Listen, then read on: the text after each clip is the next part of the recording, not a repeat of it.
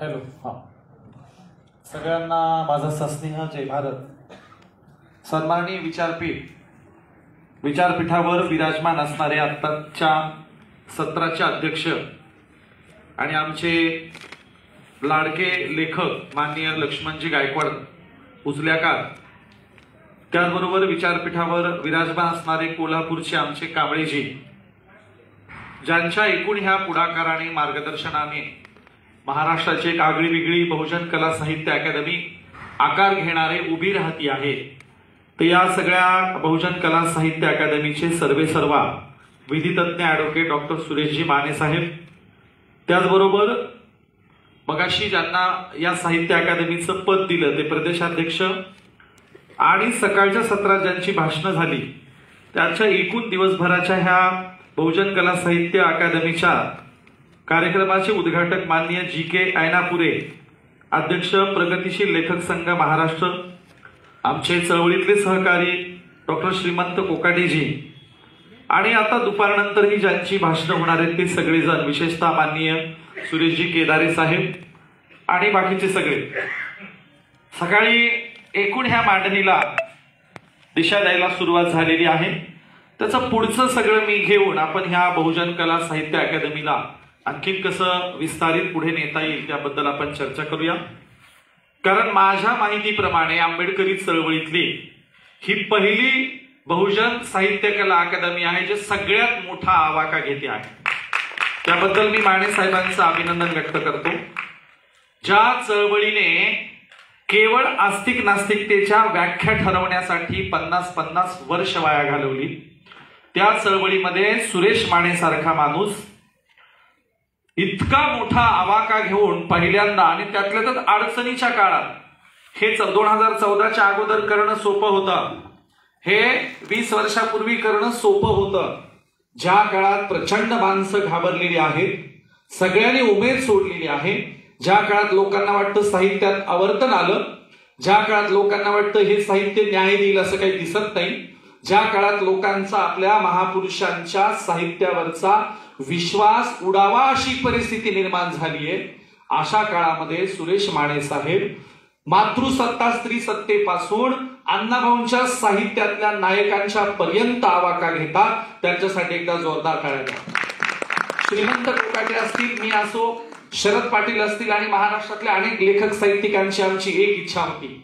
शरद पाटलांनी अब्राह्मणी कला आणि साहित्याच्या सौंदर्यशास्त्रामध्ये शेवटच्या प्रकरणात हे मांडलंय. काय अपेक्षा होती तर छोट्या छोट्या गटातटांनी साहित्यिक आणि त्याच्या आघाड्या उभ्या करण्याऐवजी समस्त बहुजनांचं कला साहित्य कवेत घेणारी भारताची सगळ्यात मोठी आघाडी उभारली पाहिजे आणि त्याची पायाभरणी आज होते. याबद्दल मला विशेष आनंद आहे. कारण कोकाटे सरांनी सुरुवात करून दिली. या देशाचा इतिहास लिखित साधनांच्या पासूनच सुरू होतो का? साफ खोटा आहे. या देशाचा इतिहास मौखिक साधनांच्या पासून सुरू होतो. या देशाचा इतिहास नीट आरोह जन्मालाही आले नव्हते. त्या काळातल्या ठरवलेल्या वृक्ष पूजेपासून, आकारहीन दगडांच्या पूजेपासून या देशाचा इतिहास सुरू होतो. आणि म्हणून याला आम्हाला समस्त भारतीयांच्या बहुजनांच्या इतिहासाला कवेत घेऊन त्याची विधायक मांडणी करून आम्हाला ब्राह्मणी छावणीच्या विरोधात सगळ्याच्या सगळ्या आघाड्यांवर आम्हाला लढायचंय. आणि म्हणून सकाळी कोकाटे सरांनी मातृसत्ता स्त्री सत्तेचा उल्लेख केला. त्याच्या पुढची मांडणी मी करायला घेतो. मातृसत्ता स्त्री सत्तेच्या नंतर नांगराचा शोध लागला आणि मातृसत्तेची सगळ्या राजवटी पितृसत्तेच्या पुरुषांच्या हातात गेल्या. आणि पुरुषांच्या हातात गेल्याच्या नंतर ज्या मातृसत्ताक समाज व्यवस्थेच्या योगिनींच्या लक्षात आलं की आता पितृसत्ता पुरुषांची सत्ता येणं अपरिहार्य आहे, तेव्हा तिने भक्ती चळवळीला जन्माला घालणारे अनेक फॉर्म दिले. अनेक कला साहित्याचे प्रकार मातृसत्तेच्या शेवटच्या राज्ञीने जन्माला घातले आणि 14 विद्या आणि 64 कलांच्या ज्ञाती असणाऱ्या योगिनींच्या परंपरेनं श्रीशैलच्या पर्वतावर या देशामध्ये भक्ती चळवळीला जन्माला घालायची सुरुवात केली. आणि म्हणून नाथ संप्रदायाचे गोरक्षनाथ मच्छिंद्रनाथ कुठे जाऊन यावं लागतं? तत्वज्ञानाची शेवटची डिबेट करायला श्री पर्वतावर जावं लागतं. ब्राह्मणी परंपरेचे शंकराचार्य सुद्धा म्हणतात की माणसाला पूर्णत्व यायचं असेल तर ब्राह्मणी परंपरेचे शंकराचार्य म्हणतात श्रीशैलच्या मातृसत्तेच्या त्या योगिनींच्या मेळाव्यात जाऊन डिबेट केली तरच तुम्हाला परिपूर्णत्व येईल. दिग्नाग, वसुबंधू, धर्मकीर्ती, असंग ज्यांची नावं घेतली गेली, विशेषतः नागार्जुन, तर नागार्जुन कोंडा पर्वतावर अर्ध आयुष्य त्यांनी तिथे जाऊन घालवलं. आणि म्हणून या भक्ती चळवळीच्या सगळ्या परंपरांचा जन्म दक्षिण भारतातल्या हरितीच्या श्रीशैलच्या गणराज्यामध्ये उदयाला येतात. आणि तिथून भक्ती परंपरा जन्माला घालणारे सगळे सूत्र घेऊन संबंध भारतात काम करतात आणि पुढे जन्माला येतात सिद्ध, शैव, शाक्त, नाथ, वारकरी, लिंगायत, महानुभाव अशा बहुजनांच्या हजारो अब्राह्मणी परंपरा जन्माला येतात. या सगळ्या अब्राह्मणी परंपरा या देशामध्ये केवळ आणि केवळ ब्राह्मणवाद्यांच्या, ब्राह्मणी व्यवस्थेच्या, वर्ण व्यवस्थेच्या आणि पुढे जन्माला आलेल्या जाती व्यवस्थेच्या विरोधात उभं राहण्यासाठी शस्त्र तयार करतात. शस्त्र ही शस्त्र असतात तत्वज्ञानाची, ही शस्त्र असतात ब्राह्मणी व्यवस्थेला हरवण्याची. आणि म्हणून दिग्नागाच्या प्रमाणवर्तिकीमधली 6 जी लक्षणं सांगितली सकाळी कोकाटे सरांनी, कुठून आली? दिग्नागाच्या प्रमाणवर्तिकीमध्ये मूर्खाची जी 6 लक्षणं आहेत त्यातली बहुतांश लक्षणं श्रीशैलच्या स्त्रीराज्यातून घेतली आणि प्रमाणवर्तिकेमध्ये ती दाखल झाली. का दाखल झाली? तर दिग्नागाला ब्राह्मणी छावणीने प्रश्न केला, तुमचे बुद्ध म्हणतात जग अनित्य आहे, तर मग जात नित्य कशी काय? तुमचे बुद्ध म्हणतात सगळं काही नश्वर आहे, नित्य आहे, अनित्य आहे, तर मग जात नित्य कशी काय? या प्रश्नाचं उत्तर देण्यासाठी बुद्धाच्या महान आचार्याच्या दिग्नाग स्कूलने काही काळाचा अवधी मागून घेतला आणि त्यातनं डिबेट सुरू झाले. अनेकांना भेटले, सगळे सांगायचे अंतिम डिबेटसाठी स्त्रीराज्यात जावं लागतं, तिथे तुम्हाला या प्रश्नांची उत्तरं मिळतील. दक्षिण भारतातल्या स्त्रीराज्यामध्ये हे बौद्ध आचार्य आले. तिथल्या योगिनींनी प्रश्न केला, तुमचं तत्वज्ञान जगबदलासाठी आहे की नुसतं डिबेटसाठी आहे? ते म्हणाले, असं काय करता? हे तत्वज्ञान जगबदलासाठी आहे, डिबेटचं काय घेऊन बसलात? मग तुमच्या सोबत एकही मुद्रा दिसत नाही. मुद्रा म्हणजे काय? गावाच्या बाहेरची अस्पृश्यतेत लोटलेली स्त्री, गावाच्या बाहेरची आता अस्पृश्यता आली आहे, त्या मुद्रेला तुम्ही तुमच्या तत्वज्ञानात समाविष्ट केलंय का? आणि म्हणून सिद्ध सरहपाला एका डोंबी जातीच्या अस्पृश्य स्त्रीशी विवाह करावा लागतो, स्वतःच्या तत्वज्ञानाच्या मंडळात सामावून घ्यावं लागतं. आणि सिद्ध सरहपा सिद्ध परंपरेचा पहिला जो आहे प्रचारक आहे तो बौद्ध परंपरेतून आलेला आहे. सिद्ध परंपराच्या जातीयंताच्या सूत्रांचा घ्यायला सुरुवात होते. सिद्ध सरहपा एका अस्पृश्य स्त्रीशी विवाह करतात आणि मग सांगितलं जातं आमचं तत्वज्ञान जसं डिबेटसाठी आहे तसं जातीयंतासाठी, अस्पृश्यता निर्मूलनासाठी, भौतिकतेत कार्य करण्यासाठी आहे. आणि मग या योगिनी परंपरेतून डिबेट होते, चर्चा होते आणि योगिनी सांगतात माणसाला 2 मेंदू असतात.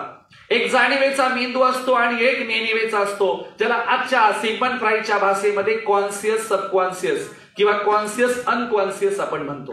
तेव्हा त्या योगिनीने दिग्नागच्या स्कूलला सांगितलं माणसाला 2 मेंदू असतात, त्याला चित्तयुक्त संप्रेरण आणि विप्रयुक्त संप्रेरण म्हणतात. आणि माणसाच्या सबकॉन्शियसच्या मेंदूमध्ये बाह्य असणाऱ्या जातीचं प्रतिबिंब उलटतं, उमटतं आणि त्यातनं जात स्टोर राहते. जात स्वलक्षणवादानुसार दिसल्याबरोबर नष्टच होते. जात मुळात सांगितली की नष्ट होते.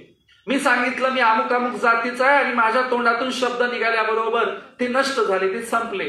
स्वलक्षणवादानुसार जात ही क्षणिक आहे, सांगितल्याबरोबर नष्ट होते, पण तिची परछाई मात्र मानवी द्वैतीमनाच्या सबकॉन्शियस मध्ये अशी स्टोर होते की ती निघणं मुश्किल होते, तिची परछाई जन्माला येते. आणि मग यातनं दिग्नाग स्कूलला द्वैतीमनाचा सिद्धांत सापडतो. दिग्नाग स्कूल संबंध भारतभरात फिरतात. दिग्नागाचे अनेक प्रचारक उभे राहतात आणि जातीयांताची सूत्र उभी करायला सुरुवात करतात. आणि म्हणून आम्ही जेव्हा ज्या कला साहित्याचा आवाका घेऊन निघतो तेव्हा दिग्नाग पासून शरद पाटलांपर्यंतचा प्रवास आम्ही सुरू केलेला आहे. आणि येणाऱ्या काळात मानवी मनाचं शोषण पीडन मांडणारे सगळे फॉर्म, मानवी मनाच्या शोषण पीडनाचे बारीक कांगोरे सुद्धा आम्ही तुमच्या पुढे ठेवणार आहोत. अहो, एकाच घरामध्ये सख्खा भाऊ सख्ख्या बहिणीला काय वागणूक देतो ही तुम्हाला सांगायची गरज नाही. जेवायला संपूर्ण कुटुंब बसलं आणि पाण्याचा ग्लास भरूनच घेतला नाही. पटकन पाण्याचा ग्लास भरून घ्यायला कोण उभं राहतं आणि कुणा उभं राहावं असं अपेक्षित असतं? तर बहिणीने उभं राहावं, तिने उठावं, पाण्याचा ग्लास भरून द्यावा.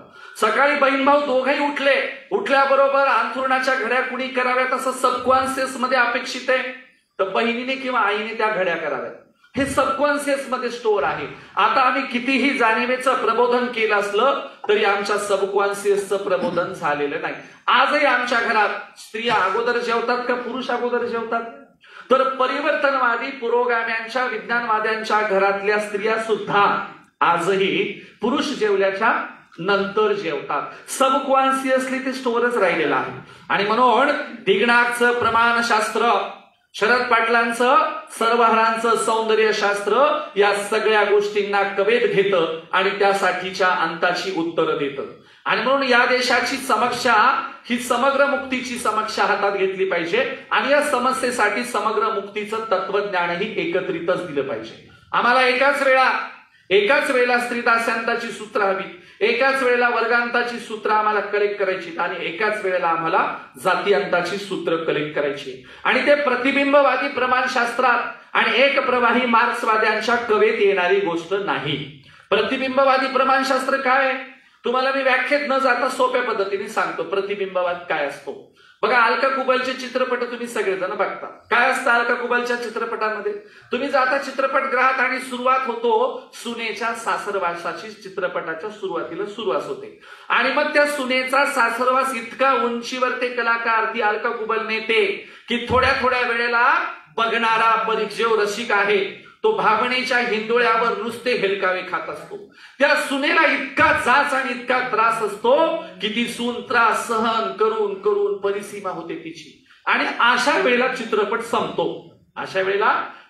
संपतो. बघणारा रसिक केवळ हेलकावं खाणारं मन घेऊन बाहेर येतो, केवळ मनाला झालेला त्रास घेऊन बाहेर येतो, त्याला उत्तर मिळत नाही. हे आहे प्रतिबिंबवादी कलाशास्त्र प्रमाणशास्त्र. केवळ प्रतिबिंबवाद. विहिरीमध्ये बघितल्याच्या नंतर तुम्हाला तुमची प्रतिमा जशी दिसते तसं साहित्यात बघितल्यावर फक्त तुम्हाला तुमची साहित्यात प्रतिमा दिसते, उत्तर मिळत नाही. पाहायला पाहिजे होता अलका कुबलच्या चित्रपटात सुशी 204 हात करते प्रतिबिंबवादात नसतं. आणि म्हणून आहे अलंकार शास्त्र. ज्या अलंकार शास्त्राने 50 वर्षात आमची प्रचंड माती केली. कोणतं अलंकार शास्त्र? ब्राह्मणी अलंकार शास्त्र. जे सरळसोटपणे मांडायचे ते न मांडता कानाच्या मागून इकडून तिकडून आडे वेढावे घेऊन घेऊन घेऊन आम्ही एकांगी पद्धतीने त्या अलंकार शास्त्राला सजवू मांडतो आहोत. आणि म्हणून आम्हाला जे भेदकता मांडायची आहे ती भेदकता आलेलीच नाहीये.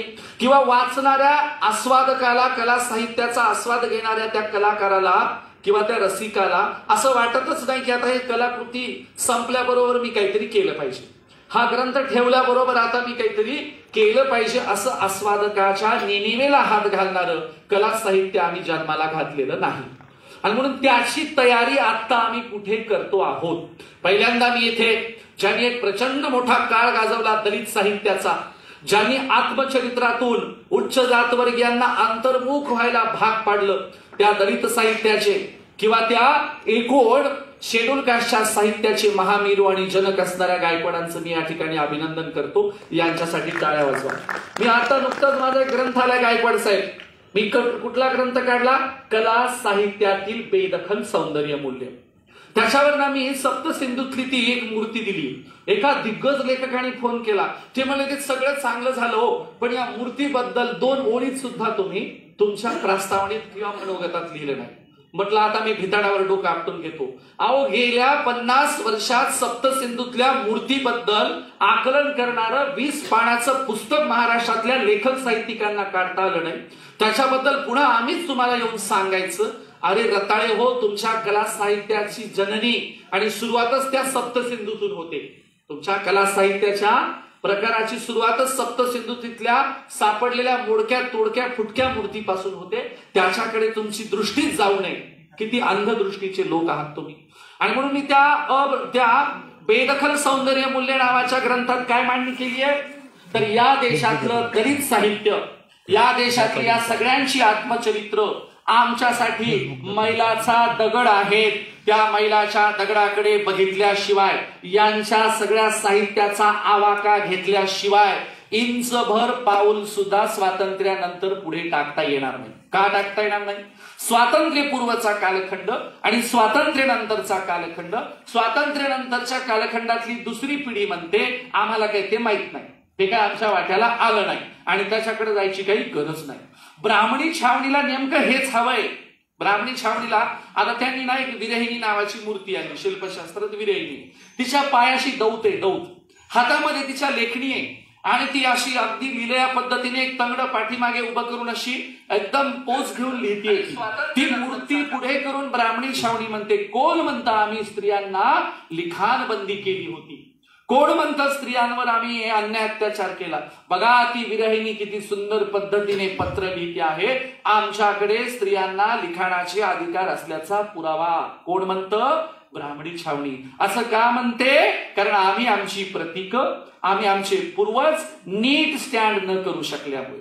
मी म्हटलं ते विरहिणीचं नंतर बघू, जरा आमचा उचल्या उपऱ्या आणि या लेखक साहित्यिकांचं साहित्य वाचा, मग कळतं आमच्या बायांना लिहिण्याचे अधिकार होते की नाही, आमचे पुरुष कसे जगत होते, आमच्या पुरुषांच्या प्रती इथली व्यवस्था कशी वागत होती. केवळ यांच्या वास्तवाच्या आत्ताच्या काळातल्या वाट्याला आल्या जीवनचरित्रावरून 2500 वर्षाची जाती व्यवस्था कशी असेल याचा केवळ अंदाज बांधता येतो. आणि म्हणून यांचा एक टप्पा जो आहे त्याच्यावर उभं राहिल्यामुळे आम्हाला ही उंची मिळालेली आहे. आणि म्हणून हे नव्या पिढीचे लेखक साहित्यिक या सगळ्यांच्या लोकांच्या खांद्यावर उभं राहूनच आम्ही हे आजचं अफाट कला साहित्य विश्व बघतो आहोत. आणि म्हणून या कला साहित्य विश्वामध्ये जो तुच्छता भाव आलाय तो पहिल्यांदा हाणून पाडण्यासाठी आम्ही पुढाकार घेतोय. काय तुच्छता भाव आलाय बरं? बघा तुम्हाला सांगतो.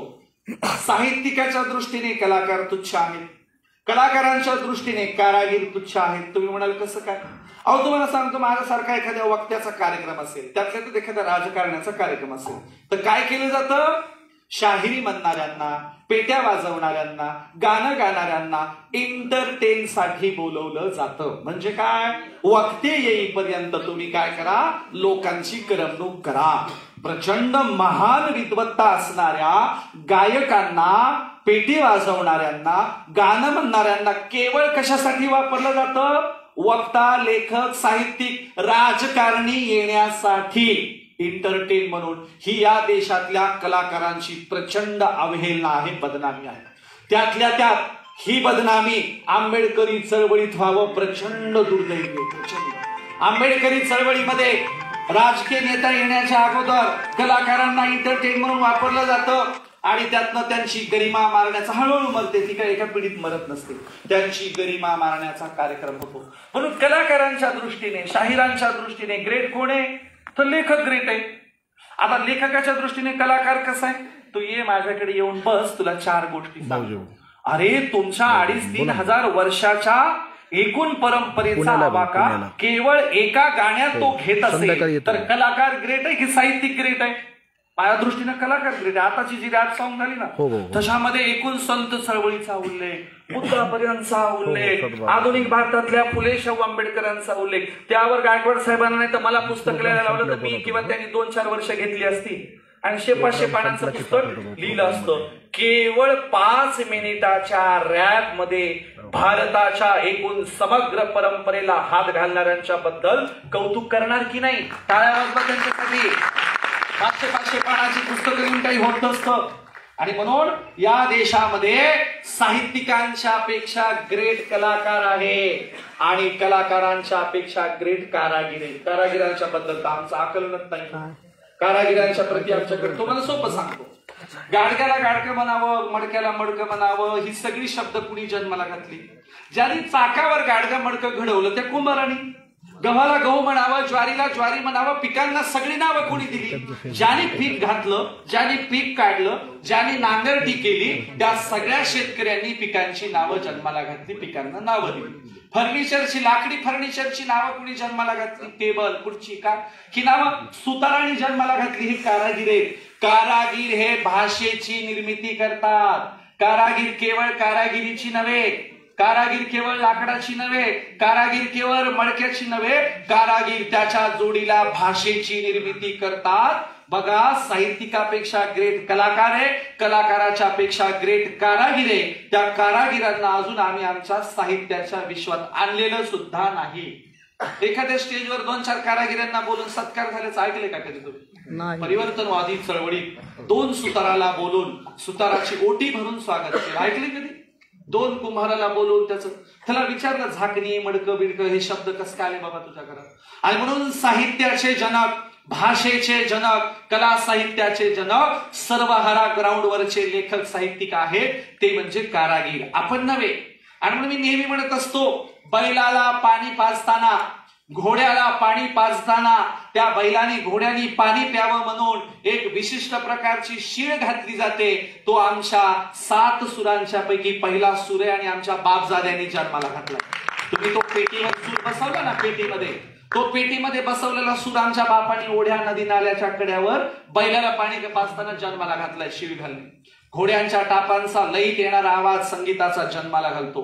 अहो गुराखी डोंगरावर जाऊन बैल गाई म्हशी कशाला चरायला सोडलेत, दुपारची वेळ आहे, निवांत वेळ आहे, दगडावर बसलाय आणि एक वेळूचा बांबूचं काटूक घेतलं, त्याला छिद्र पाडलं, रोज बैल चारायला, गुरढोर चारायला आल्या वाजून वाजून वाजून एका विशिष्ट पद्धतीने वेळूच्या बांबूचं लाकूड वाजवायला शिकला, बासरी जन्माला घातली आमच्या बापजाद्यांनी.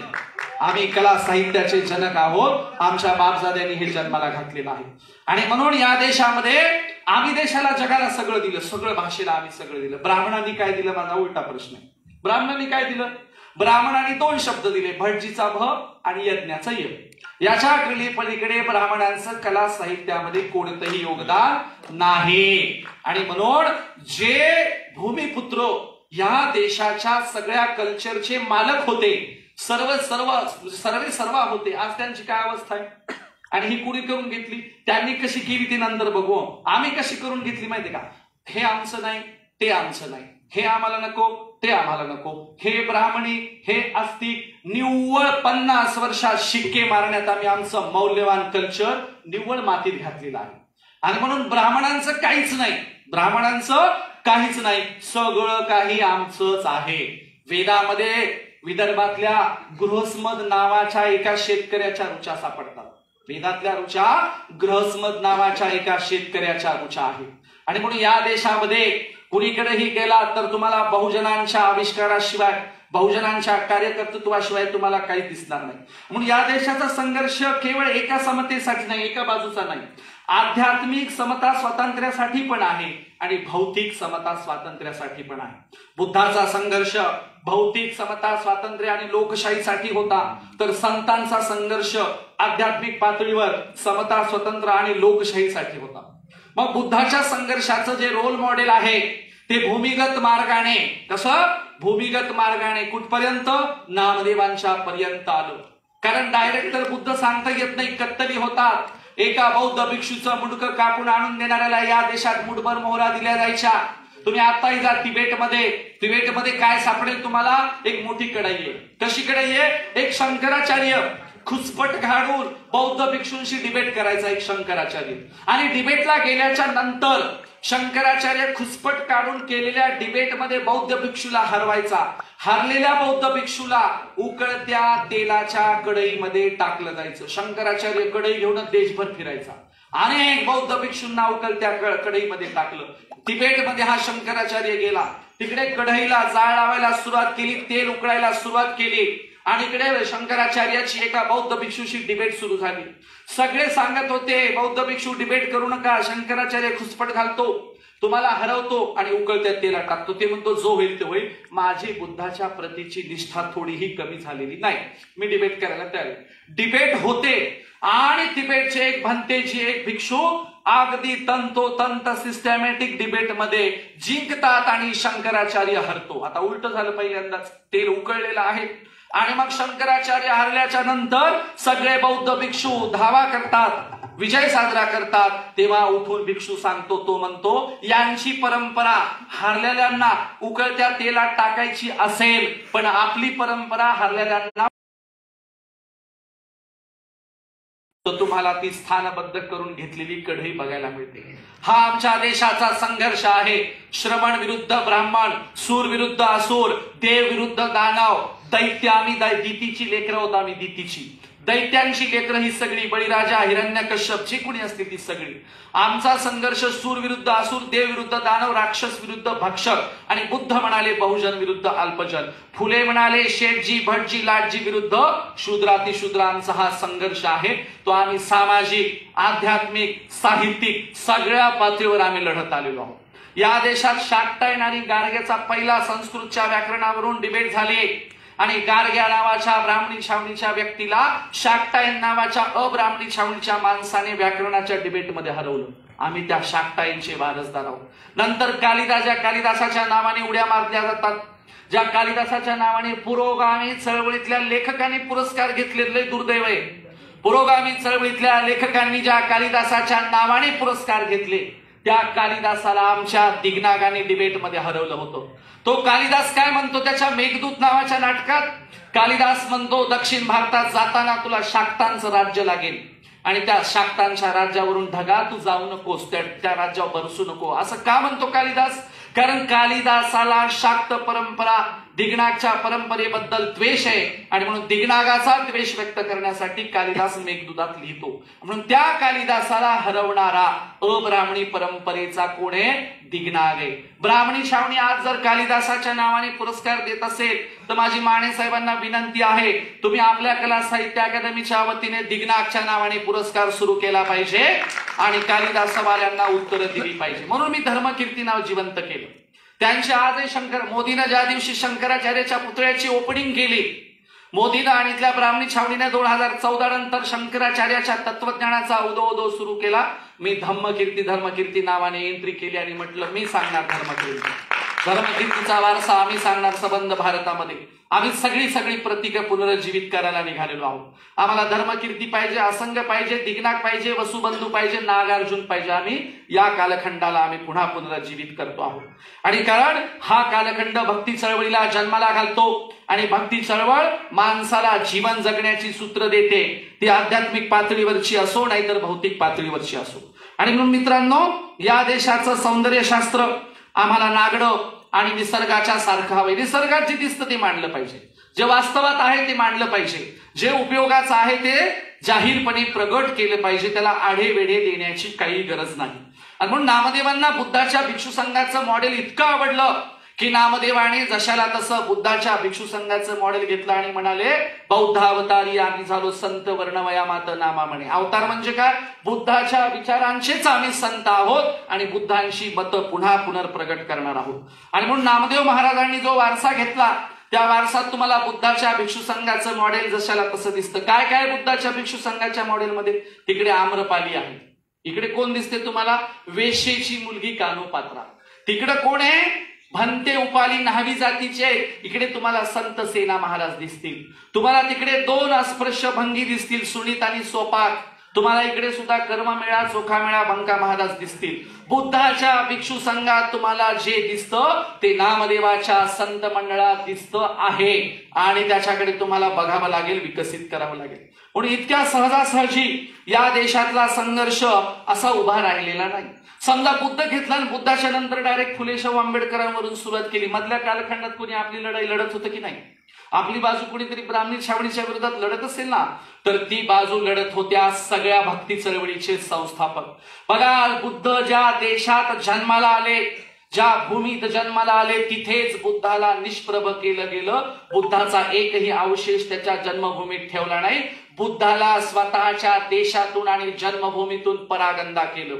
ज्या वैदिकांनी ब्राह्मणांनी बुद्धाला स्वतःच्या जन्मभूमीतून परागंदा केलं, त्या वैदिकांच्या ब्राह्मणांच्या विरोधात लढायला सगळ्या भक्ती चळवळी रस्त्यावर आल्या आणि बुद्धाला पुन्हा पुनरुज्जीवित केलं. महाराष्ट्रातल्या वारकरी परंपरेनं वैदिकांना धोधो धुतलं, दोरावर वाळवत घालावं त्याप्रमाणे टांगला अक्षरशः दोरावर. महाराष्ट्रात आजही वैदिकांचं काहीच चालत नाही. वारकरी परंपरेचा एवढा मोठा प्रभाव आहे. त्याचं उदाहरण देऊ.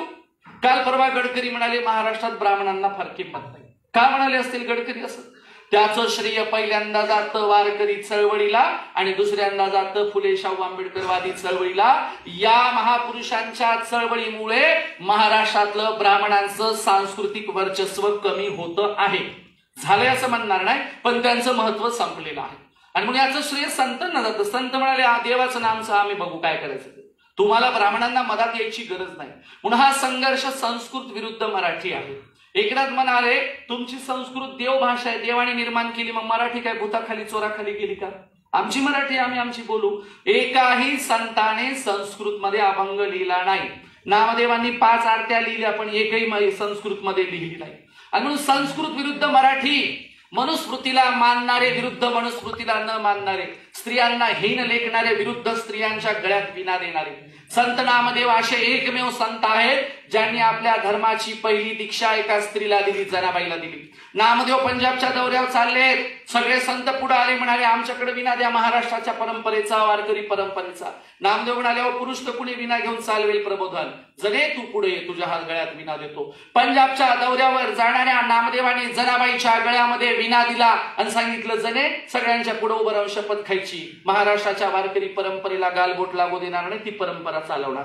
तेव्हा जनाबाई सगळ्यांच्या पुढे येऊन म्हणते, डोईचा पदर आला खांद्यावरी, भरल्या बाजारी जाईल मी, हाती घ्यायला टाळ खांद्यावरी विना, आता मज मना कोल करी, पंढरीच्या पिठे मांडिले पाल, मनगटावरी तेल घाला तुम्ही, जनी मने झाले मी वेसवा, निघाले केशवा घर तुझे. डोक्यावरचा पदर कमरेला खोसून मी भर बाजारात येणार आहे आणि लोकांचं प्रबोधन करणार आहे. तत्कालीन प्रबोधनाची साधनं टाळ आणि विना हातात घेणार आहे. टाळ विना हातात घेऊन बाजारात येऊन लोकांचं प्रबोधन करेल. पण लोक म्हणतील आगावची बाई आहे. मीच सांगते, कुणाला काय मनगटावर तेल घालून बोंबलायचं तर बोंबला, मी कुणाच्याच बापाला घाबरणार नाही. पण लोक म्हणतील आगावची बाई आहे. मी आजच घोषणा करते, पांडुरंगाचं घर निघायला तयार आहे, विठ्ठलाची वेश्या व्हायला तयार आहे, पण समतेचं, जाती अंताचं, बंधुभावाचं काम मी सोडणार नाही. नामदेव महाराज तुम्हाला वचन देते.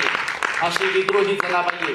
मला एक साधा प्रश्न करायचा, इतिहासामध्ये तुम्हाला दास्यत्वाचा फॉर्म मांडायचा असेल, इतिहासात तुम्हाला स्त्री दास्यत्वाचा फॉर्म मांडायचा असेल, कुणाकडे जाणार आहात? मधल्या काळात कुणी आहे का तुमच्याकडे स्त्री? आणि म्हणून इतिहासातल्या स्त्री दास्यंताच्या फॉर्मचे संदर्भ द्यायचे असतील तर सोयराबाईंची बहीण निर्मळा आणि जनाबाईकडं जावंच लागतं, जनीच्या दारात उभंच राहावं लागतं, तर कळतं स्त्री दास्य काय असतं. आणि म्हणून जनाबाई सांगते, स्त्री जन्म म्हणून न व्हावं उदास. बाईचा जन्म जन्माला आला म्हणून उदास व्हायचं काही कारण नाही.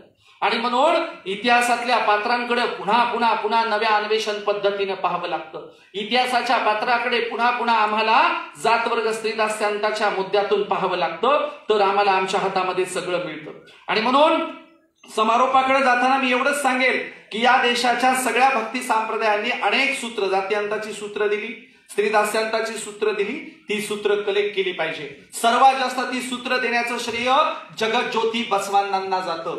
जगज्योती बसवांनी अनुभव मंडप भरवला आणि सांगितलं चला सूत्र तयार करा जातीयांताची.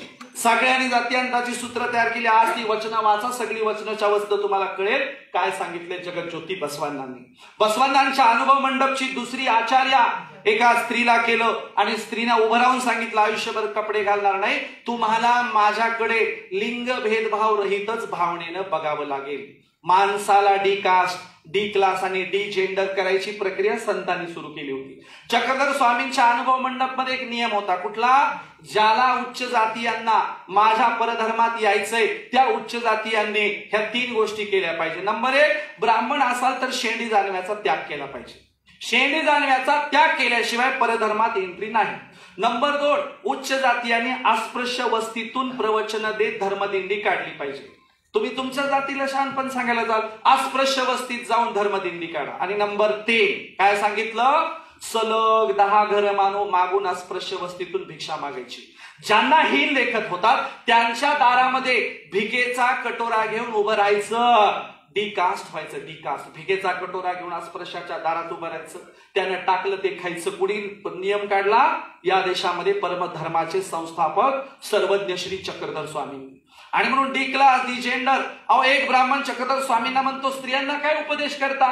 स्त्रिया मोक्षाच्या अधिकारी नाहीत, यांना तेलंगणा देशात पाठवलं पाहिजे. चक्रधर स्वामींनी त्या ब्राह्मणाला थंड पाण्यात उभं राहायची शिक्षा सुनावली आणि त्यानंतर बोलवून घेऊन एक वाक्य वापरलं. म्हणाले, हे बघा, ज्याप्रमाणे पुरुषांना ज्ञानाचे अधिकार आहेत त्याप्रमाणे स्त्रियांना पण आहे. पुरुषांना जीव असतो आणि स्त्रियांना काय जीवले असतात का? स्त्री पुरुष दोघांनाही जीवच असतो असं म्हणून स्त्रियांची बाजू घेतली. भक्ती चळवळी तुम्हाला डी कास्ट, डी क्लास आणि डी जेंडर होण्याची सूत्र देत असतील तर आम्ही त्याच्याकडे पुन्हा नव्या दृष्टिकोनातून बघितलं पाहिजे.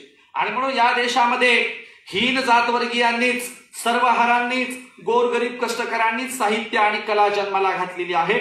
सवडीतून कला साहित्य जन्माला येतं असं म्हणणारे लोक बदमाश आहेत. सवडीतून कला साहित्य जन्माला येतात असं म्हणणारे डाव्यांमध्ये असे बरेच लोक म्हणतात, हे सगळे बदमाश आहेत. सवडीतून कला साहित्य जन्माला येत नसतं. आता ज्यांच्या सवडीतून कला साहित्य जन्माला येतं त्यांच्या साहित्यातली हिरोईन कशी असते बघा, झिरो फिगरवाली असते. लय गोरी गोमटी असते, रेखीव बांधायची असते का त्याला रिकामा वेळ आहे ना म्हणून ते कल्पना करून तशी बाई रेखाटते. पण सर्व हरांच्या, गोरगरिबांच्या, कष्टकऱ्यांच्या कला साहित्यातली बाई जाडजूड असते, काळ्या रंगाची असते. आणि काळी बाई जन्माला येणं आपल्याकडे वाईट मानत नाही. आमचे सगळे साहित्याचे, कलेचे प्रकार काळ्या रंगाचे आहेत. आणि म्हणून हीन ज्यांना, इथल्या व्यवस्थेने ज्यांना हीन म्हटलंय त्या हीन जातीयांच्याच घरात कला साहित्य जन्माला येतं, उच्च जातीयांच्या नाही. एक उदाहरण सांगतो, आपण समारोपाकडे जाऊ. आम्ही काय घेतलंय? आम्ही होता आणि नव्हता असे दोन शब्द घेतले. होता आणि नव्हता. होता जर घेतलं होतं ना तर आम्ही घ्यायला पाहिजे होतं न होता. होत्याच्या नंतर विरोधार्थी काय पाहिजे? न होता. पण इकडं घेतलंय नव्हता. आता हा नव्हता तर अशुद्ध आहे, आमचा आहे, खेड्यातला आहे. नव्हता आमचा आहे. मग आमचा नव्हता घेताना तिकडे होता घ्यायला काय बिघडू लागलं का तुमचं? आमचा नव्हता घेतलाय तर होता म्हणत जा ना. पुणेरी लोकांच्या समोर होता म्हटलं ना तर ते म्हणजे काय अशुद्ध लोक आहेत. मग रताळ्या नव्हता कशाला म्हणतो? न होता म्हण, न होता. असल्या अफरातफरी साहित्यात केलेल्या आहेत, व्याकरणात केल्या. आम्हाला व्याकरणातल्या 2 वेलांट्या 2 उकार पण मान्य नाही. बरेच जण म्हणतात, बरेच जण काय म्हणतात माहितीये का, शब्दाला अर्थ असतात. अरे म्हटलं नाही, शब्द जिथे कोंबला जातो तेव्हा अर्थ प्राप्त होतो. शब्दाला स्वतंत्र अर्थ नसतात, जिथे कोंबला जातो तेव्हा अर्थ होतो. त्यामुळे 2 मात्रा आणि 2 उकार आहेत ना बिनकामी. आम्हाला त्याच्याबद्दल काय आस्था नाही, प्रेम नाही, ते नसले सुद्धा पाहिजे. म्हणून ब्राह्मणी व्याकरणापासून, ब्राह्मणी भाषेपासून नकाराची सुरुवात होते. आणि म्हणून हा संघर्ष आपण पुढे नेणार आहोत. समाज बदलाचे आपण सूत्र गोळा करणार आहोत. आणि मगाशी माने साहेबांनी म्हटल्याप्रमाणे एकदा समतेचं पंढरपूर नव्याने मांडायला घेऊया. विशेषतः दलित साहित्यिकांना माझा आग्रह राहील. आता ठीक आहे, गायकवाड साहेबांची उतारवयातली मतं वेगळी असू शकतात, पण पुन्हा एकदा भक्ती चळवळी असतील, एकूण सगळ्या चळवळी असतील, समतेच्या पंढरपूरचं स्वप्न नामदेव तुकारामांनी पाहिलं होतं. काय स्वप्न होतं? त्या वाळवंटात आम्हाला फुगड्या खेळता याव्या, स्वर्गाची संकल्पना इहलोकीतच उपभोगायला मिळायला यावी, आणि डिकादी जेंडर होऊन आम्ही सगळ्यांनी आनंदाने जातीअंताचा गोपाळकाला करावा. म्हणून चोखामेळ्याच्या अंगणात नामदेवानी जातीअंताचा गोपाळकाला केला. विठ्ठलाला दुय्यम मानलं. दुय्यम संतांच्या दृष्टीने विठ्ठल प्राधान्याचा नाही, माणूस प्राधान्याचा आहे. माणूस संतांच्या दृष्टीने माणूस प्राधान्याचा, विठ्ठल दुय्यम. चोखामेळ्याच्या अंगणात जेवायच्या पंक्ती बसल्यावर सगळे संत जेवायला गेले म्हणून विठ्ठलालाही जावं लागतं असं बिथक निर्माण करणारे आमचे संत होते. ते म्हणाले, संत जिकडं तिकडं देव, जिकडं देव तिकडे संत नाही. म्हणून अशा पद्धतीच्या ह्या सगळ्या एकूण संकल्पना आहेत. मीराबाईचा फॉर्म समजून घ्यायचा असेल तर त्याग आणि समर्पण समजून घ्यावं लागतं. नाही तर मीराबाई तुम्हाला पुरोगामी कशी दिसेल? मीराबाईच्या साहित्यात काहीच पुरोगामी नाही, पण त्याग आणि समर्पणाचा भाव काय आम्ही टाकून देणार आहोत का? म्हणून सांगण्यासारखं बरंचसं काही आहे. अशा प्रकारे कला साहित्याची सगळी मांडणी माने साहेबांच्या एकूण सगळ्या या कार्यक्रमातून व्हावी. अण्णाभाऊंच्या जयंतीच्या निमित्ताने एवढेच सांगेन, अण्णाभाऊ साठे यांचा जन्मदिवस 1 ऑगस्ट हाच खरा मराठी भाषा दिन म्हणून आपण सगळ्यांनी साजरा करावा असं तुम्हाला सांगतो.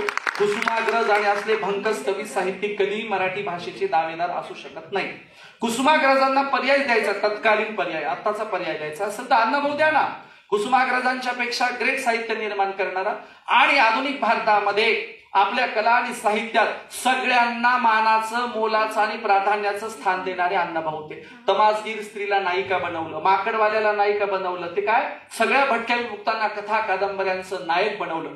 सगळ्यांचं साहित्य आधुनिक भारतात स्वातंत्र्याच्या टप्प्यावर आपल्या कला साहित्यात मांडल्याबद्दल अण्णाभाऊ साठेंच्या नावानेच 1 ऑगस्ट हा मराठी भाषा दिन साजरा करावा अशी तुमच्याकडनं अपेक्षा करतो. मी 2014ला पुस्तक लिहिलं, 1 ऑगस्ट हाच खरा मराठी भाषा दिन.